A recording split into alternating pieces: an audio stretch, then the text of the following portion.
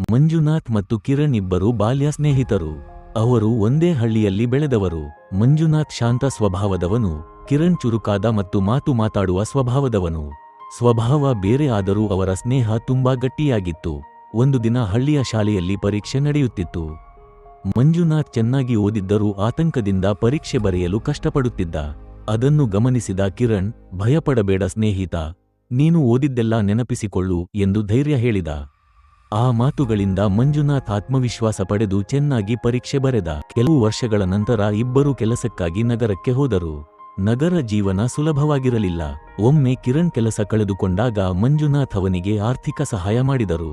ಮತ್ತೊಮ್ಮೆ ಮಂಜುನಾಥ್ ಅನಾರೋಗ್ಯಕ್ಕೀಡಾದಾಗ ಕಿರಣ್ ಅವನನ್ನು ನೋಡಿಕೊಳ್ಳುವ ಜವಾಬ್ದಾರಿ ತೆಗೆದುಕೊಂಡನು. ಕಾಲ ಕಳೆದಂತೆ ಇಬ್ಬರೂ ತಮ್ಮ ತಮ್ಮ ಜೀವನದಲ್ಲಿ ಯಶಸ್ವಿಯಾದರು. ಆದರೆ ಅವರು ಯಾವತ್ತೂ ತಮ್ಮ ಸ್ನೇಹವನ್ನು ಮರೆತಿಲ್ಲ. ಸಂಕಷ್ಟದಲ್ಲೂ ಸಂತೋಷದಲ್ಲೂ ಒಬ್ಬರೊಂದಿಗೊಬ್ಬರು ಇದ್ದರು. ಈ ಕಥೆಯ ಪಾಠ: ನಿಜವಾದ ಸ್ನೇಹ ಅಂದ್ರೆ ಕಷ್ಟದಲ್ಲೂ ಕೈ ಹಿಡಿದು ನಿಲ್ಲೋದು. ಹಣ, ಸ್ಥಾನಮಾನಕ್ಕಿಂತ ಸ್ನೇಹವೇ ದೊಡ್ಡದು. ಇದೇ ತರ ವಿಡಿಯೋಗಳಿಗಾಗಿ ನಮ್ಮ ಚಾನೆಲ್ ಅನ್ನು ಸಪೋರ್ಟ್ ಮಾಡಿ, ಸಬ್ಸ್ಕ್ರೈಬ್ ಮಾಡಿ. ಎದ್ದೇಳು ಕನ್ನಡಿಗ.